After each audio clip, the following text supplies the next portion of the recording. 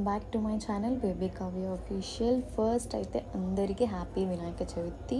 ఈరోజు అందరూ చాలా బాగా సెలబ్రేట్ చేసుకున్నారు అనుకుంటున్నాను. అండ్ ఆయన బ్లెస్సింగ్స్ మనకి ఎప్పుడూ ఉంటాయి, ఉండాలి కూడా. నా మినీ వ్లాగ్లో చూసారు కదా, ఫెస్టివల్ ముందు రోజు అయితే నేను కావాల్సిన సామాన్లు అయితే తెచ్చుకున్నాను.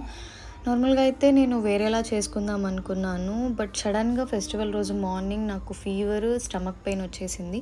ఎర్లీ మార్నింగ్ 6కి నాకు ఇంకేం అర్థం కాలేదు, అవ్వదేమో ఆ రోజు నేను చేసుకోలేనేమో అనుకున్నాను. బట్ లక్కీగా కాసేపటికి కొంచెం నార్మల్ అయిపోయాను. నా ఫేస్ చూస్తేనే అర్థమైపోతుంది ఎంత డల్గా ఉన్నానో. కొంచెం నార్మల్ అయిపోయిన తర్వాత ఫాస్ట్గా హెడ్ బాత్ చేసి వచ్చేసి అయితే కొంచెం సెట్ చేసుకున్నాను మొత్తం. నేనైతే చాలా ఫీల్ అయ్యాను. ఎంత ఎక్స్పెక్టేషన్స్, నా పర్సనల్గా ఫస్ట్ టైం నేను అన్నీ నా చేతులతో చేసుకుందాం అనుకున్నాను. కానీ సడన్గా ఆ రోజు మార్నింగ్ అలా అయిపోయేసరికి చేసుకోలేనేమో అని చాలా చాలా ఫీల్ అయ్యాను. బట్ కాసేపటికి కొంచెం రిలాక్స్ అవ్వగానే చాలా హ్యాపీగా ఫీల్ అయ్యాను.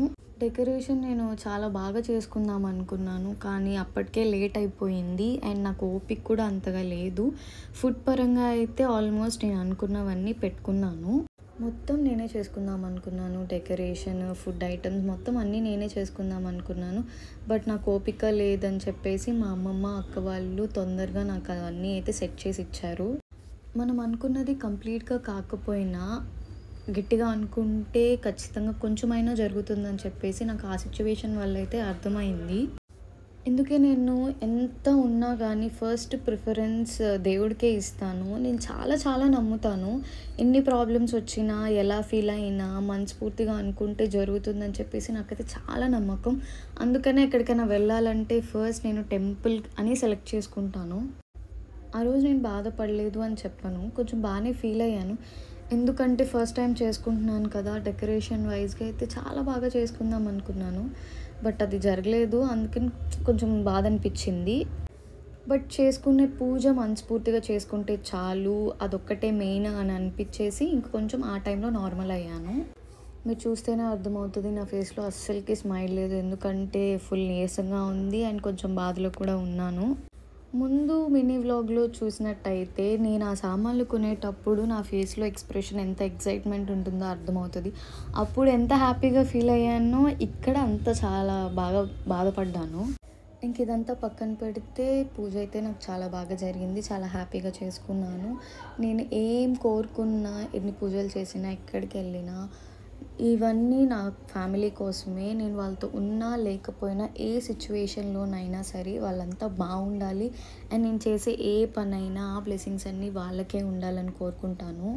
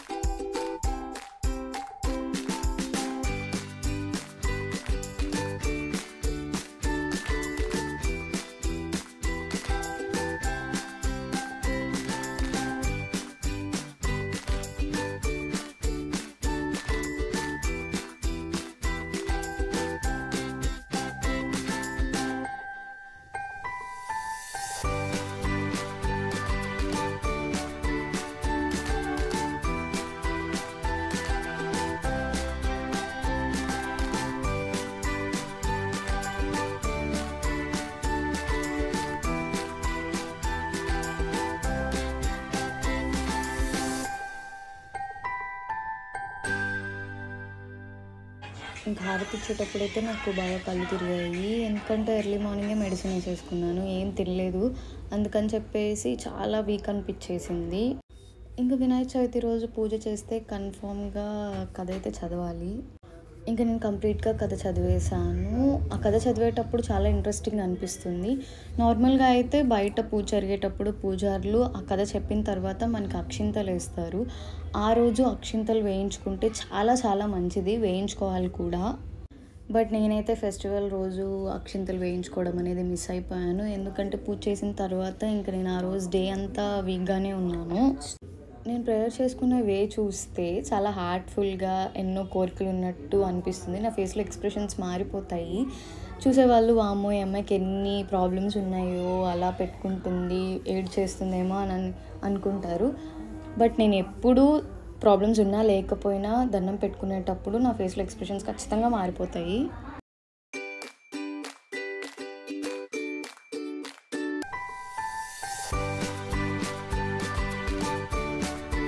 ఇంకా ఇవి నేను దేవుడి కోసం పెట్టుకున్న నైవేద్యం. ఒకటే బాధ, నా చేతులతో నేను చేయలేదని. బట్ ఓకే, పర్లేదు, ఇంకా సిచ్యువేషన్స్ కదా. ఇంకా దగ్గరగా చూపిస్తున్నాను. నేను తెచ్చుకున్న క్యూట్ స్వీట్ బుజ్జి వినాయకుడు చాలా బాగున్నాడు కదా. నా బొమ్మనే కాదు, బేసిక్గా ఏ బొమ్మలైనా అన్నీ చాలా చాలా క్యూట్గా ఉన్నాయి. నాకు ఫస్ట్ చూడగానే ఈ బొమ్మ నచ్చింది. నార్మల్గా అయితే మట్టి బొమ్మ కోసం అని చెప్పి వెళ్ళాను, కానీ ఎందుకో చూడగానే టెంప్ట్ అయిపోయా ఇదే తీసుకోవాలనిపించేసి. ఇంకా మా మామయ్య వాళ్ళ అమ్మాయికి కూడా ఇదే నచ్చేసరికి ఇంకా నేను అదే తీసుకున్నాను. అండ్ ఇది వచ్చేసి నేను ఆ బొమ్మ కొనుక్కొని రిటర్న్ వచ్చేసేటప్పుడు ఒకళ్ళు పిలిచి ఈ బొమ్మ తీసుకోమన్నారు. సో ఫ్రీగా నాకు ఇంకో వినాయకుడు కూడా వచ్చాడనమాట. వీడు ఇంకా ఎప్పుడో కొబ్బరికాయ కొట్టాల్సింది. ఇంకా బయట బొమ్మలన్నీ చూసుకొని వచ్చి వర్షంలో తడిచి ఇంకా ఆ టైంలో వచ్చి కొబ్బరికాయ కొట్టాడు. నార్మల్గా అయితే మా మామయ్య వాళ్ళ అమ్మాయి కొబ్బరికాయ కొట్టాలి, ఇంకా అది బయట బొమ్మ దగ్గరికి వెళ్ళిపోయింది. నార్మల్గానే బిజీ, ఇంకా అట్లాంటి టైంలో అయితే ఇంకా అసలు అది దొరకదు. ఆ మాత్రమన్నా నా దగ్గర ఉందంటే గ్రేట్. ఇంక ఇది వచ్చేసి ఈవినింగ్ బొమ్మ కదిలించి ఇంకా ఆ రోజే తీసేయాలి కాబట్టి తీసేస్తుంది. నేను తీయాలి కానీ ఎర్లీగా తను తీసింది, ఎందుకంటే నాకు కొంచెం ఫ్రెష్ అవ్వడానికి లేట్ అవుతుంది. తను వేరే బొమ్మ దగ్గరికి వెళ్తుందని చెప్పేసి తను మొత్తం తీసేసింది.